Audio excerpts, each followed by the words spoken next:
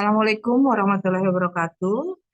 Selamat pagi anak-anakku sekalian. Pada kesempatan kali ini kita akan membahas materi mengenai sistem sirkulasi darah. Kita akan masuk dulu ke sistem sirkulasi pada manusia, sehingga sirkulasi pada hewannya, Ibu lengkap dulu ya. Kita akan belajar mengenai jantung manusia. Pada prinsipnya, jantung manusia itu memiliki tiga lapisan, yaitu ada lapisan endokardium, ada otot miokardium, dan lapisan perikardium.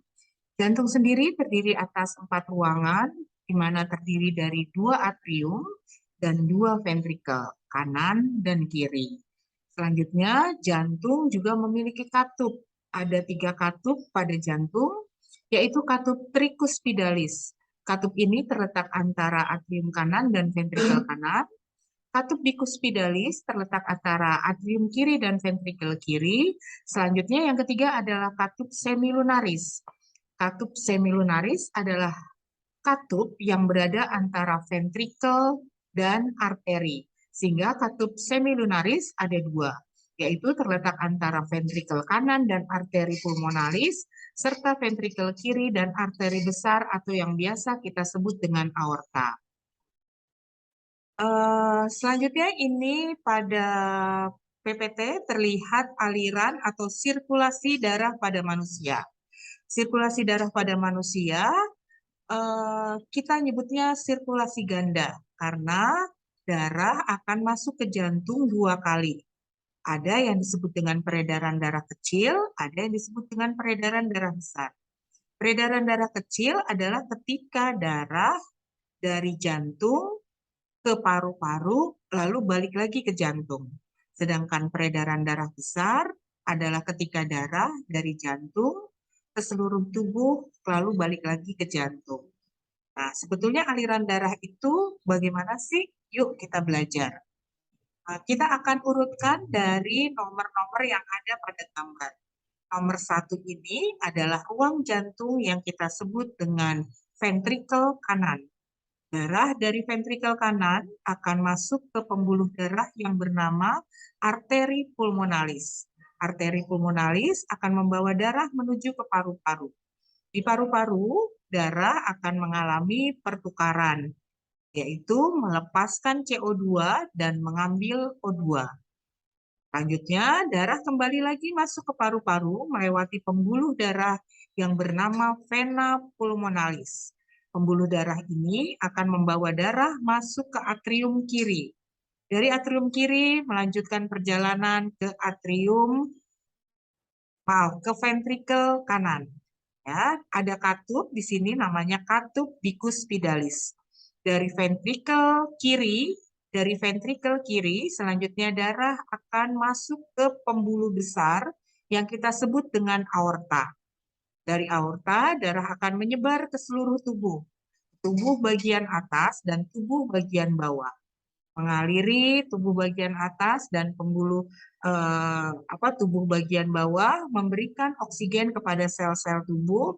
Selanjutnya darah akan masuk lagi ke jantung melalui pembuluh darah bagian atas kita sebut dengan vena cava superior dan bagian bawah adalah pembuluh vena cava inferior. Pembuluh darah ini akan membawa darah menuju jantung, yaitu atrium kanan. Lalu atrium kanan kembali lagi ke ventrikel kanan. Ada katup di sini, yaitu katup tricuspidalis.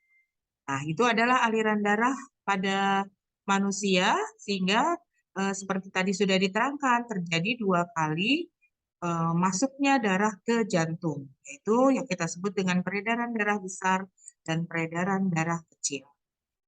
Oke, selanjutnya kita akan belajar mengenai denyut jantung. Ya. Jantung kurang lebih berdenyut sekitar 70 kali per menit. Ada faktor yang mempengaruhi kecepatan denyut jantung manusia, misalnya usia.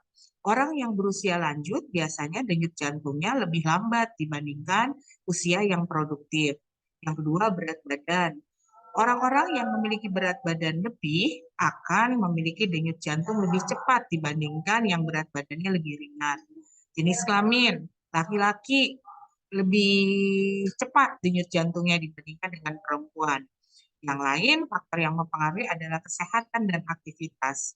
Intinya, kecepatan denyut jantung erat kaitannya dengan proses pembentukan energi. Semakin banyak energi yang dibutuhkan, maka jantung akan berdenyut lebih cepat. Selanjutnya adalah mengenai tekanan darah. Ada dua istilah pada tekanan darah, yaitu diastol dan sistol. Diastol adalah ketika jantung mengembang, darah mengalir masuk ke jantung. Jantung pada saat ini mengalami relaksasi. Sedangkan sistol adalah ketika jantung mengempis, darah dipompa keluar jantung. Jantung pada saat itu berkontraksi. Tekanan sistol dan diastol yang normal adalah 120/80. Tekanan darah manusia ini dapat diukur dengan alat yang kita sebut dengan tensimeter.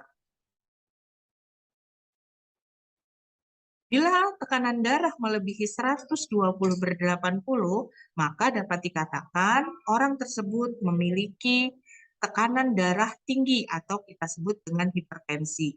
Kebalikannya, bila tekanannya di bawah 120/80, maka orang tersebut tekanan darahnya kita sebut tekanan darah rendah. Oke, kita masuk ke pembuluh darah. Ada beberapa pembuluh darah yang dimiliki manusia. Yang pertama arteri, ya, coba kita lihat ke sana. Ada pembuluh balik yang disebut dengan vena. Jadi ada arteri dan vena. Oke, kita balik lagi ya. Ada beberapa perbedaan antara arteri dan vena. Kita akan bahas dulu tentang arteri. Ciri dari arteri adalah tebal, kuat, elastis. Letak arteri adalah lebih tersembunyi dalam permukaan tubuh. Arteri terdiri dari 3 lapisan. Denyutannya terasa karena lapisan luarnya elastis, umumnya mengandung O2. Arteri keluar dari ventrikel kiri mengalirkan darah kaya O2 ke seluruh tubuh. Oke, selanjutnya kita ke vena. Vena adalah mengalirkan darah menuju jantung. Dindingnya pembuluhnya tipis, kurang elastis, terletak dengan permukaan tubuh yang biasanya kita lihat berwarna kebiru-biruan pada kulit kita. Jika diraba, denyutnya tidak berasa. Umumnya mengandung CO2, kecuali vena pulmonalis. Baik, anak-anakku sekalian, demikian pembelajaran biologi untuk hari ini. Selanjutnya kita akan bertemu dalam video pembelajaran yang lain. Terima kasih, saya akhiri. Assalamualaikum warahmatullahi wabarakatuh.